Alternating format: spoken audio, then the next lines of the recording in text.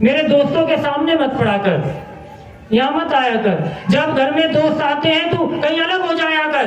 कहानी है, मेरा मजाक उड़ाते हैं। माँ ने पढ़ाया लिखाया, शादी हो गई, अलग हो गए, बेटे का जन्म हुआ। माँ चिट्ठी लिखती है, बेटे सुना है तेरा पुत्र हुआ है, मैं आ जाऊं, मैं देखने आ जाऊं, मैं अपने पोते से मिल लूं। तो जवाब देता है, नहीं माँ, तुझे देख के बच्चे डर जाएंगे, तू कानी है।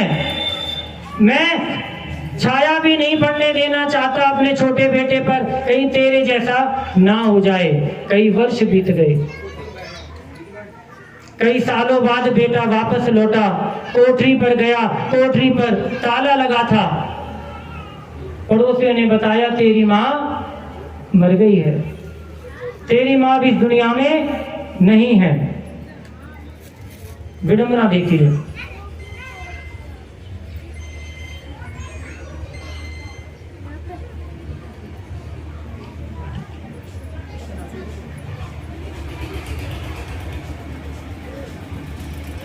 माँ ने चिट्ठी छोड़ दी थी किसी के पास। माँ चिट्ठी में लिखती है, बेटा मैं कहानी नहीं थी, ममता कभी कहानी नहीं होती, ममता कभी कुरूप नहीं होती। मैं जैसी थी तेरी माँ थी, तुझ पे सब कुछ लुटा दिया। तेरी सुरक्षा चाहती थी, छोटा सा था, एक्सीडेंट हो गया था, डॉक्टर ने कह दिया था कि माँ तेरे बेटे की एक आंख निकालनी पड़ेगी, तेरा बेटा एक आंख से दुनिया देखेगा। तेरी बेटे की एक आंख खराब हो गई। तब बेटे मैंने कहा मेरा बेटा एक आंख से दुनिया नहीं देखेगा, अभी उसकी माँ जिंदा है, मैं हूं। कोई भी संकट आने से पहले मेरे आड़े आना पड़ेगा संकट को, मैं हूं। और माँ मैंने उस दिन डॉक्टर को कहा मेरी आंख लगा, मेरी कुरूपता को मैंने तेरी सुंदरता दे दी, तुझे सुंदरता दे दी और खुद ने कुरूपता ओढ़ ली। पुत्र माँ कभी भी कुरूप नहीं हो सकती, माँ का हृदय कभी कुरूप नहीं हो सकता। माँ ममता लुटाना जानती है। और आज मुझे कोई दुख नहीं है कि मेरा बेटा मुझसे अलग चला गया, मुझे चिंता है। मैं इसलिए चिट्ठी नहीं लिखती थी कि मेरा बेटा मुझे बुला ले, मैं इसलिए चिट्ठी लिखती थी मेरा बेटा सुखी है या नहीं है, मेरे बेटे पे कोई मुसीबत तो नहीं आ गई। पर आज खुशी है, अभी भी मैं तुझसे दूर नहीं हुई, मैं तेरे सामने हूं, तेरे साथ हूं, और इस आंख के रूप में हमेशा मैं तेरे पास रहूंगी। और अभी भी बेटे मैं ये वादा करती हूं, कोई संकट अभी भी आएगा तो तेरी माँ शरीर से नहीं है, लेकिन तेरे पास हमेशा है। शरीर गया है, तेरी माँ आज भी नहीं गई। हम बच्चों से अपराध हो जाते हैं।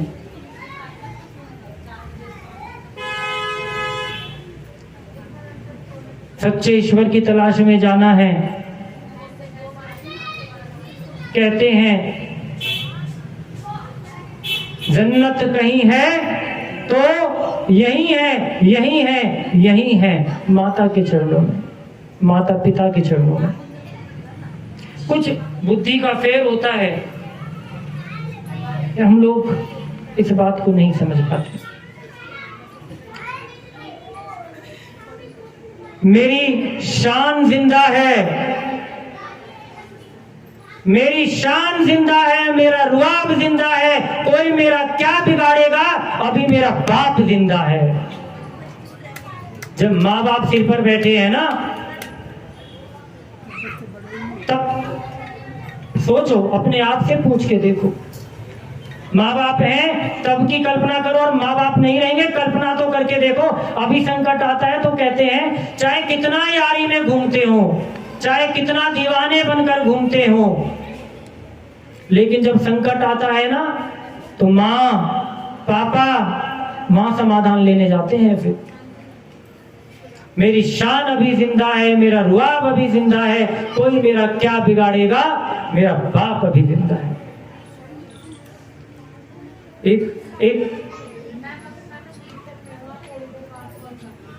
एक बेटा अपने पिता से बहस करने लगा, कभी भी तुम कुछ लाते नहीं मेरे लिए, जानते हो मेरे यार दोस्त कितनी महंगी महंगी गाड़ियों में घूमते हैं, कितनी महंगी महंगी मोटरसाइकिल पे घूमते हैं, और तुमने मुझे क्या लाके दे दिया? 2 साल से यही मोटरसाइकिल चला रहा हूं। अभी कपड़े बोले तो ये लाके दे दिए जो किसी बजट में नहीं है, कोई ब्रांड के कपड़े नहीं है। लड़ने लगा और गुस्से में घर छोड़कर निकल गया और जल्दबाजी में अपने पापा के जूते पहन गया। घर से बाहर निकला, जैसे ही पैर में कंकड़ चुभ गया। बस अड्डे तक पहुंचा होगा कि सारे पैर लहूलुहान हो गए, जूतों में छेद था। बच्चे के मन में आई, अभी मैं पापा से लड़ा के 2 साल पुरानी मोटरसाइकिल चला रहा हूं, इतने घटिया कपड़े लाके दे दिए हैं। पापा तो हर मांग पूरी करते हैं और खुद के जूते तक नहीं सिलवाए। बेटा लौट के आता है, एहसास होता है। तो संतान कई बार आचरण भी सुधारना पड़ता है। बच्चे कानों से नहीं सीखते, बच्चे कानों से नहीं सीखते, बच्चे आंखों से सीखते हैं। जैसा देखते हैं बच्चे वैसा करते हैं।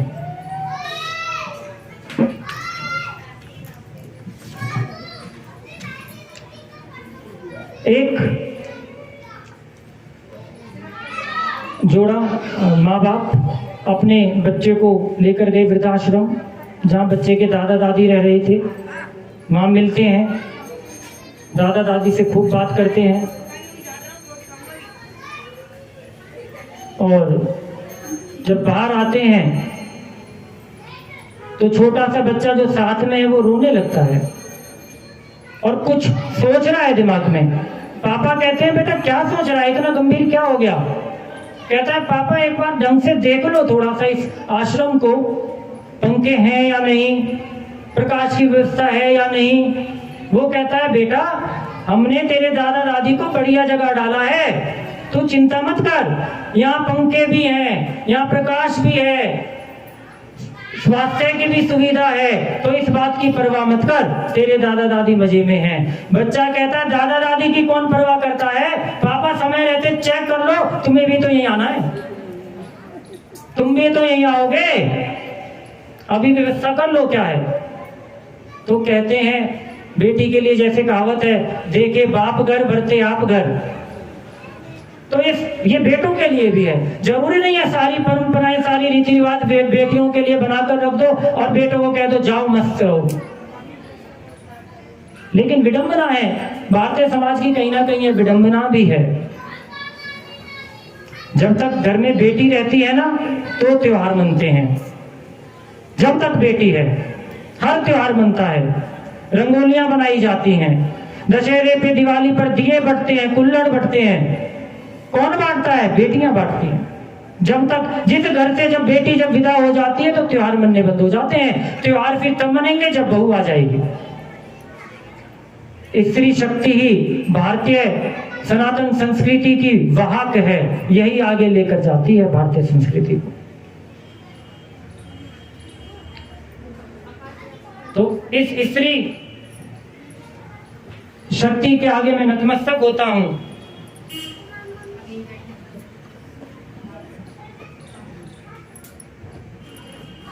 लेकिन विडंबना एक विडंबना और है, संतानों को आचरण देने में कहीं ना कहीं शिक्षा देने में कुछ भूल हो जाती है। आप इसको जांचिए जरा, यह प्रत्यक्ष प्रमाण है, कहने वाली बात नहीं है। अपने बच्चों से पूछिए विवेकानंद के बारे में, अपने बच्चों से पूछिए शंकराचार्य जी के बारे में, नहीं जानते होंगे, नाम नहीं सुना होगा। क्यों? क्या स्कूल नहीं जाते? जाते हैं। वो भी ऐसे ऐसे स्कूल में जाते हैं कि बड़े बड़े होटल फेल हो जाएं, 5 स्टार होटल फेल हो जाएं, ऐसे ऐसे विद्यालयों में जाते हैं। पढ़ते नहीं है? पढ़ते हैं। 6-6 घंटे स्कूलों में पढ़ते हैं, 4-4 घंटे ट्यूशन में पढ़ते हैं, फिर 4-4 घंटे घर जाकर पढ़ते हैं। लेकिन क्या पढ़ते हैं ये वो बच्चा जाने, माँ बाप जाने। वो नहीं, बच्चों को भी नहीं पता, वो माता पिता को भी नहीं पता क्या पढ़ते हैं। स्कूल से बुलावा आ जाता है, आपका बच्चा पढ़ता नहीं है। अरे जब पढ़ता होता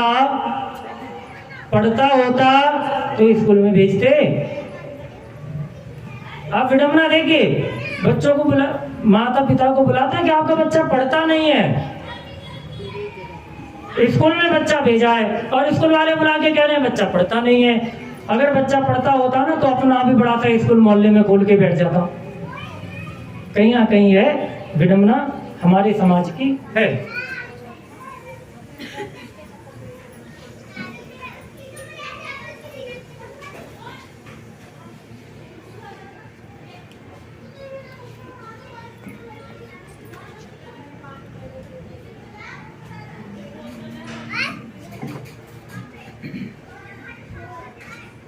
खाटू श्याम जी, आप लोगों ने अभी सुना, माँ काली से अनेक दिव्य शक्तियां प्राप्त करके अपनी माता मोरबी जी के पास पहुंचते हैं और उनमें चर्चा होती है महाभारत युद्ध को लेकर। कहते हैं खाटू जी, माँ सुना है मैंने कुरुक्षेत्र में युद्ध भयंकर होगा। माँ सुना है मैंने कुरुक्षेत्र में युद्ध भयंकर होगा, हर तरफ वेदना होगी, मौत का फैला मंजर होगा। खाटू श्याम जी मोरबी जी से कहते हैं, माँ सुना है मैंने कुरुक्षेत्र में युद्ध भयंकर होगा, हर तरफ वेदना होगी, मौत का फैला मंजर होगा।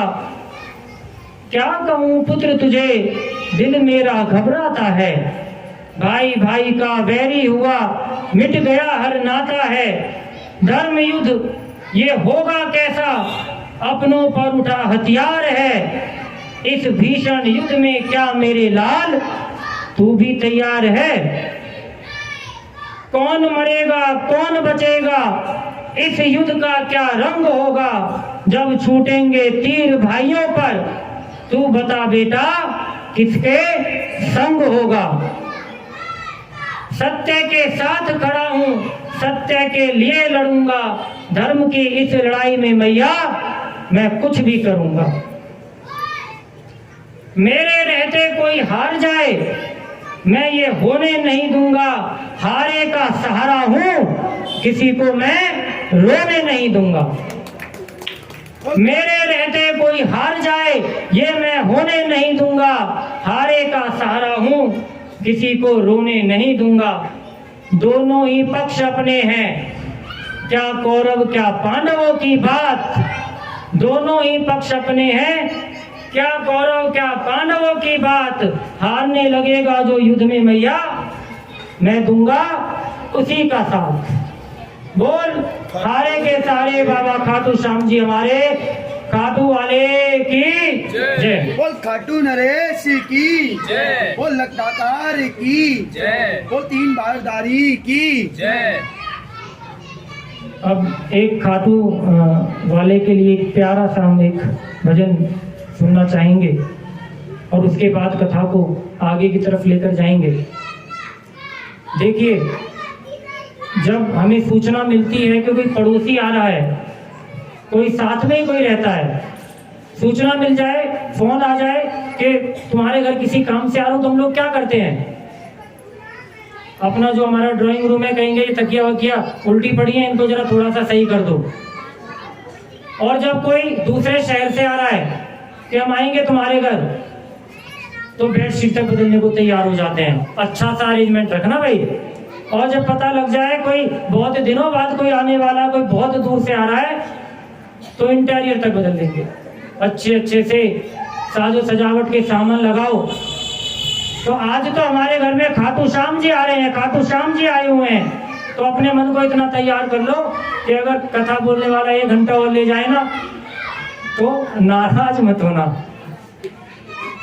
इतना धैर्य धारण कर लो कि साधु वाले के लिए आज हमने मन के दिल के दरवाजे खोले हुए हैं, तभी तो खाटू हमारे लिए दरवाजे खोलेगा। बोल खाटू वाले की जय। राजा महाराजाओं के यहाँ भी जाएंगे तो मांगना पड़ जाता है, बिन मांगे नहीं मिलता। बच्चा भी अपनी माँ से दूध मांगता है रो रो कर, तो माँ दूध पिलाती है। लेकिन मेरा खाटू, मेरा श्याम, मेरा लख दातार ऐसा है, मांगने की आवश्यकता ही नहीं। बिन मांगे लाखों को दिया है, करोड़ों को दिया है, और बिन मांगे दे रहे हैं, तभी लखदातार हैं। और मांगना भी नहीं चाहिए। एक आटो नरेश, अगर तुझसे भी मांगना पड़ गया तो क्या ही प्रेम, फिर क्या प्रेम के ऊपर प्रश्न चिन्ह नहीं है? प्रेम तो वही है ना, आंखों से आंखों की भाषा समझ ले। यहाँ मन में कुछ बात हुई और खाटू नरेश ने बात पूरी कर दी। और होता है यह होता है, विश्वास चाहिए। खाटू नरेश, मेरा श्याम, उसकी महिमा इतनी न्यारी है। बिन मांगे देने वाले हैं, हर मुराद पूरी करने वाले हैं। गुरु समर्थदास हुए, महाराष्ट्र के बहुत बड़े संत हैं। गुरु समर्थदास जब ईश्वर की आराधना करते थे तो आंखों को मूंदते थे और मुंह से कुछ कहते नहीं थे, कभी प्रार्थना करते नहीं थे। तो उनके चेलों ने कहा, उनके शिष्यों ने कहा कि महाराज, हम सभी लोग, हमारे होठ हिलते हैं, हम कुछ मांगते हैं, कहते हैं, चाहते हैं, परंतु आप बस खड़े हो जाते हैं ऐसे ही, कभी कुछ कहते नहीं। तो समर्थदास जी कहते हैं, मैंने एक बार एक भिक्षुक को देखा राजा के आगे, और महाराज, राजा उससे कहता है, वो भिखारी फटे हाल है, खाने को भी कुछ नहीं है, कपड़ों का कोई पता नहीं है, और राजा के आगे खड़ा है और राजा कहता है, बोल तुझे क्या चाहिए? तो भिखारी कहता है, कुछ नहीं चाहिए। मेरी हालत देख के भी तो समझ नहीं पाया कि मुझे क्या चाहिए, तो मुझे अब मांगने में शर्म आती है। तो समर्थदास जी कहते हैं, तब से मैंने ईश्वर से मांगना छोड़ दिया। अगर मैं मांगूंगा ईश्वर से तो कहीं ना कहीं प्रश्न चिन्ह होगा कि मैं उसके अस्तित्व पर प्रश्न कर रहा हूं। वो समझता नहीं है क्या? खाटू नरेश जानते नहीं है कि हमें क्या चाहिए? तो मांगना छोड़िए, वो देंगे, वो देते हैं, वो देने वाले हैं, और बिना कहे बिना मांगे देंगे। अगर हम मांगेंगे तो यानी हम उन्हें अल्पज्ञ समझ रहे हैं, अल्पज्ञानी समझ रहे हैं कि उन्हें समझ नहीं है। तो सभी दोनों हाथ ऊपर करके बोलेंगे, खाटू नरेश की जय। जय। यह प्रसंग है ऋषि मतंग की शिष्या मां शबरी जी का। आप सभी जानते हैं, भीलनी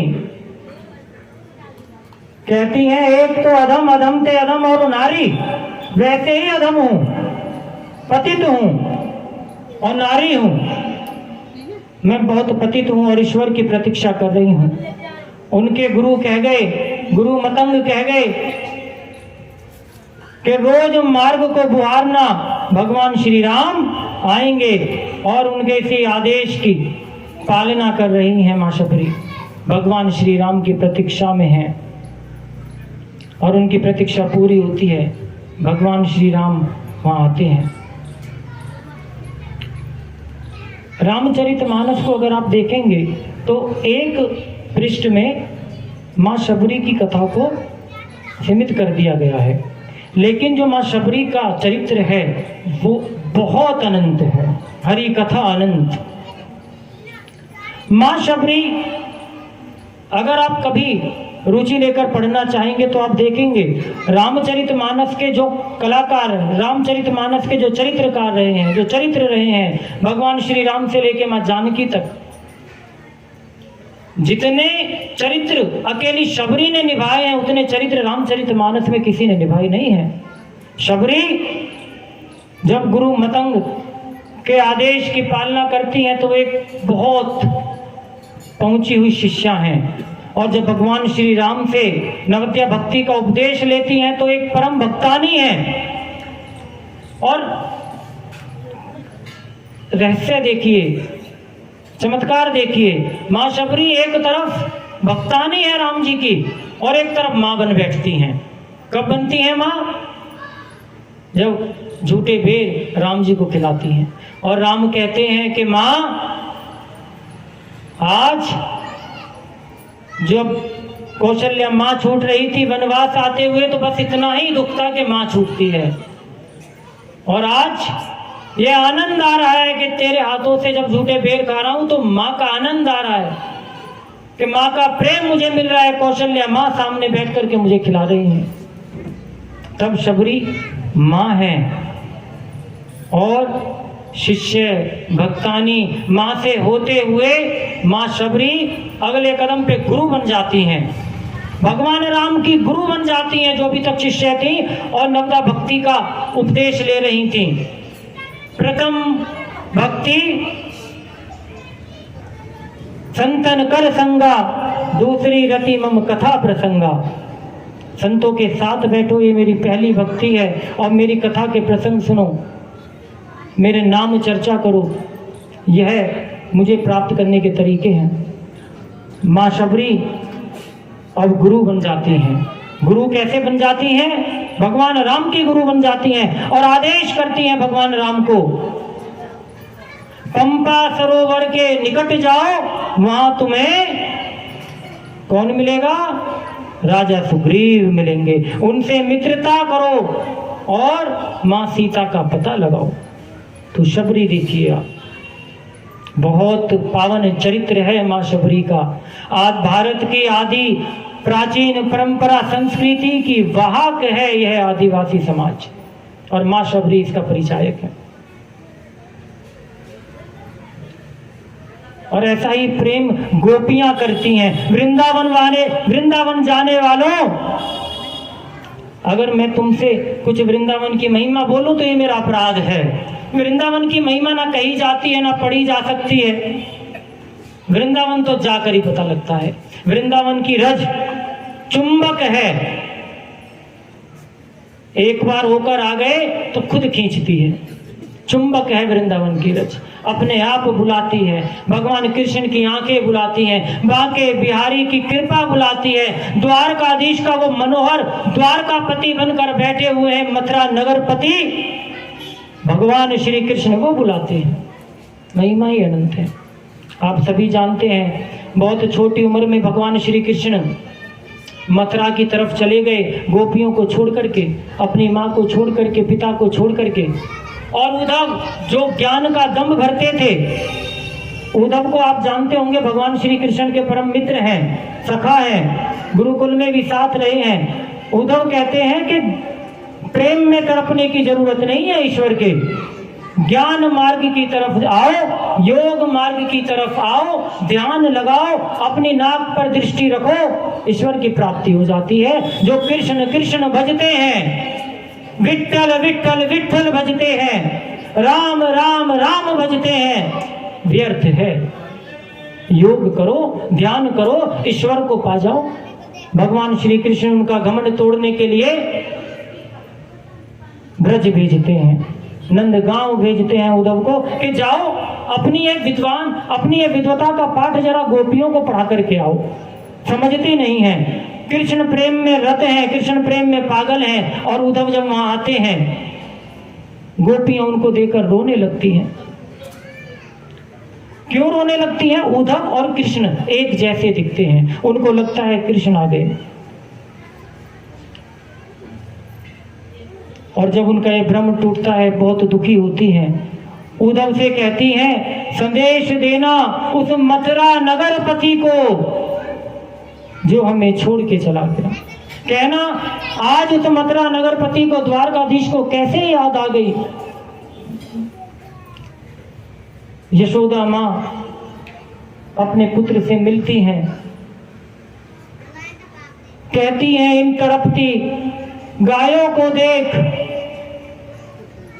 इन सूनी ब्रज गलियों को देख, अपनी माँ को देख, अपने उस बूढ़े पिता को देख जिनको छोड़कर तू चला गया।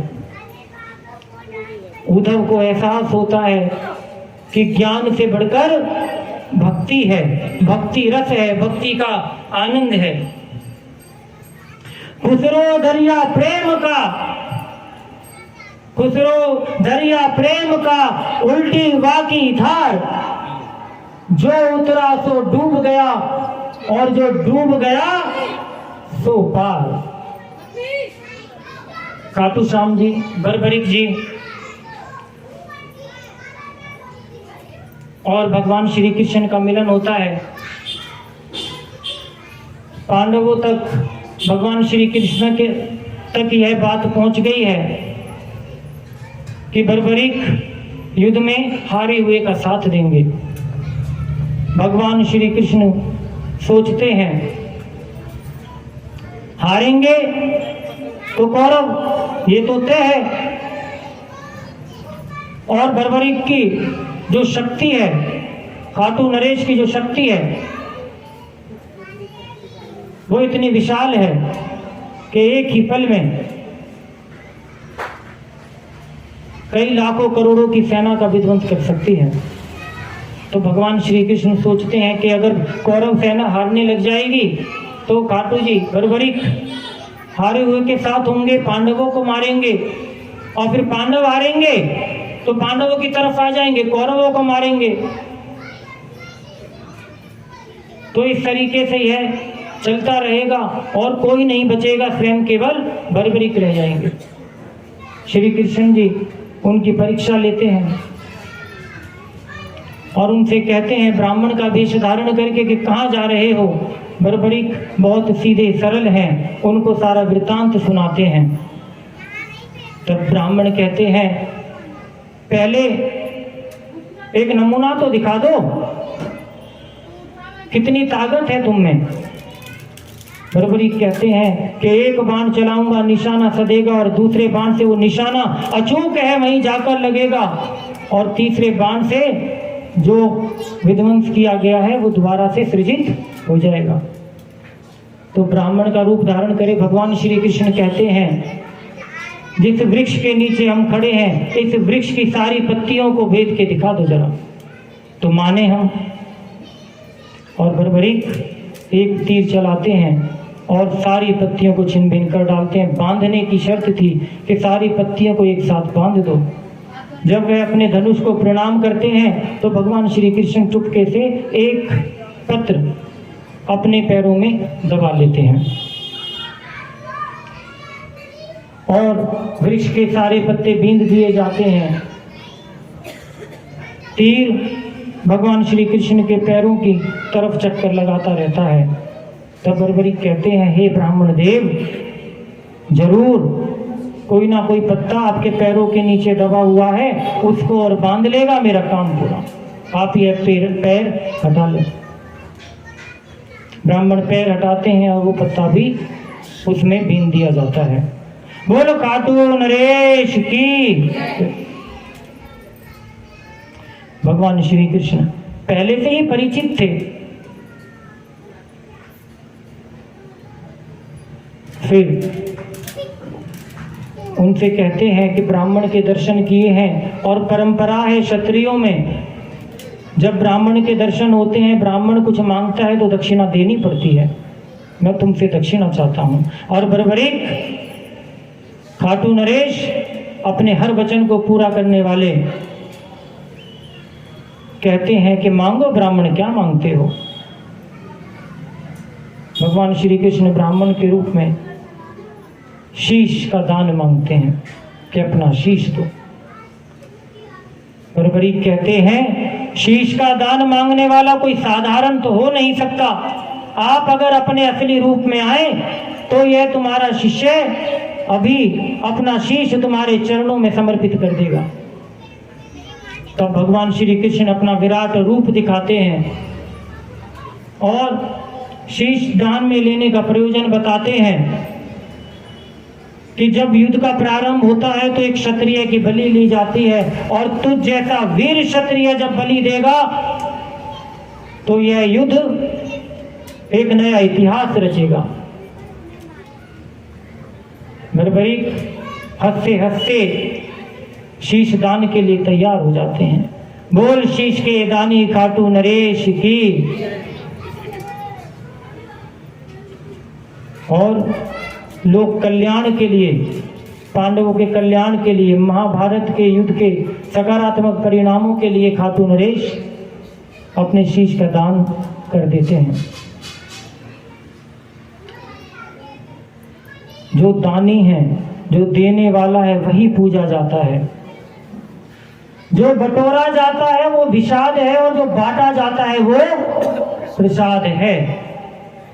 संत प्रवृत्ति यही है, बांटने वाला हमेशा खुश होता है। और इतना बड़ा दानी कौन होगा जो लोग कल्याण के लिए अपने शीश का दान कर दे। इसीलिए तो है लाखों साल बीतने के बाद भी लोग खाटू नरेश की तरफ दौड़े चले जा रहे हैं। कोई तो दिव्यता है, एक बार खाटू होकर वो आ जाओ, बार बार बुलाता है। ना जाने कैसे साधन बनते हैं जाने के, ना जाने कैसे विचार मन में आते हैं जाने के, बस सोचा भी नहीं जाता, बस कहते हैं आज खाटू जा रहे हैं। आप बड़ी बड़ी योजनाएं बनाते हैं, हर काम की योजना बनाई जाती है, लेकिन कैसा चमत्कार है जिसके मुंह से सुनो और अपना अनुभव है। कभी योजना बनती नहीं, काम हो जाता है बस। खाटू गए और जब उसके पास जाते हैं, और वो भी इतना प्रेमी है अपने भक्तों का, फिर घर में ऐसे हमारे तरह तरह के अच्छे अच्छे प्रसंग, अच्छे अच्छे उत्सव कराता है कि बस खाटू श्याम की जय, खाटू श्याम की जय, खाटू श्याम की जय, मन में यही चलता रहता है। फिर दोबारा जाओ तो यह तो प्रेम का यह सिलसिला है कि खाटू श्याम के एक बार प्रेम में आ गए, तुम छोड़ने का सोच लोगे वो हाथ नहीं छोड़ेगा। पकड़ लो हाथ बनवारी, नहीं तो डूब जाएगी। कहने की जरूरत भी नहीं है, वो तो भक्त की भावना है, कहता है अपने भगवान से। बच्चा ना भी मांगे तो भी माँ बाप देते हैं, लेकिन बच्चा तो बच्चा है, मांगता है। और खाटू नरेश हम तेरे बच्चे हैं, लाखों बार मांगेंगे तो करोड़ों बार देगा, ये हमें पता है। नहीं मांगेंगे तो भी देगा, हमारा बाल मन है, हमें मांगने में खुश रहने दे। तू देने वाला बैठा है, हमें परवाह ही क्या। तो खाटू नरेश अपना शीश दान करते हैं। और ये आप सभी जानते हैं। अच्छा एक बात, किसी ने पूछा दुनिया में सबसे ज्यादा कौन कटता है? नहीं, मन कटता है, हम दुख काटता है हमें, लेकिन थोड़ा अलग हटके प्रसंग है, ज्यादा गंभीरता से लेने की जरूरत भी नहीं है। जो खाने को तो बहुत कुछ है, लेकिन कटता कौन है बेचारा? खाने को तो बहुत कुछ है ना, लेकिन कहते हैं आज ये उत्सव कर रहे हैं, ये काटेंगे, क्या कटता है? मुर्गा है तो बहुत कुछ, कटता बेचारा मुर्गा है। क्यों कटता है? क्योंकि वो जगाने का काम करता है, और समाज में जो जगाने का काम करेगा वो काट दिया जाएगा। समाज की परंपरा यही है, जो उठाने की चेष्टा करेगा, समाज को बदलने की चेष्टा करेगा, सबसे पहले उसको काट दिया जाएगा। वो चाहे रानी लक्ष्मीबाई हो, चाहे शंकराचार्य हो, चाहे दशमेश हो, गुरु गोविंद सिंह हो, गुरु अंगद जी हो, गुरु अर्जुन देव जी हो, जो समाज को जगाने की चेष्टा करता है वो काट दिया जाता है। यह हमारे समाज की थोड़ी विडंबना है, लेकिन भक्त इन बातों से विचलित नहीं होता, कितनी परीक्षा देने के लिए तैयार रहता है। जिसको भक्ति की लौ लग गई, खाटू श्याम जाना है तो जाना है। आंधी तूफान बारिश वो तो आते रहे, वो आंधी चलेगी, वो आंधी जाने कैसे रोकेगी हमें, हमें तो जाना है और जाने वाला पहुंचता है वो। आंधी को अपना काम करने दो, चिराग जल रहे हैं शहर में, शर्त लगी है, तूफानों को काम अपना करने दो और जो जल रहे हैं दिए चिराग उन्हें जलने दो। तो भक्त कभी इन चीजों की परवाह नहीं करता। गोरी सोवे सेज पर, मुख पर डाले केस, चल खुसरो घर अपने, रैन वही चहु देश। भक्त तो ये सोचता है, चल घर अपने, हर तरफ रैन है, दुख है, अंधियारा है, परेशानियां हैं, मुसीबतें हैं हर तरफ। हे मन कहाँ चल, खाटू जी चल, वहीं काम बनेंगे, खाटू जी चल। मन परेशान हो, जरूरी नहीं है कि खाटू सीकर में जाओगे, खाटू नगर जाओगे तभी खाटू जाओगे। अभी आंखें बंद करो, आ गया सामने, यह तो उसकी महिमा है। तो जब भी मन दुखी है तो भज लो खाटू। तो सभी प्यार से जयकारा लगाएंगे, बोल खाटू नरेश की, बोल लखदातार की, बोल शीश के दानी की।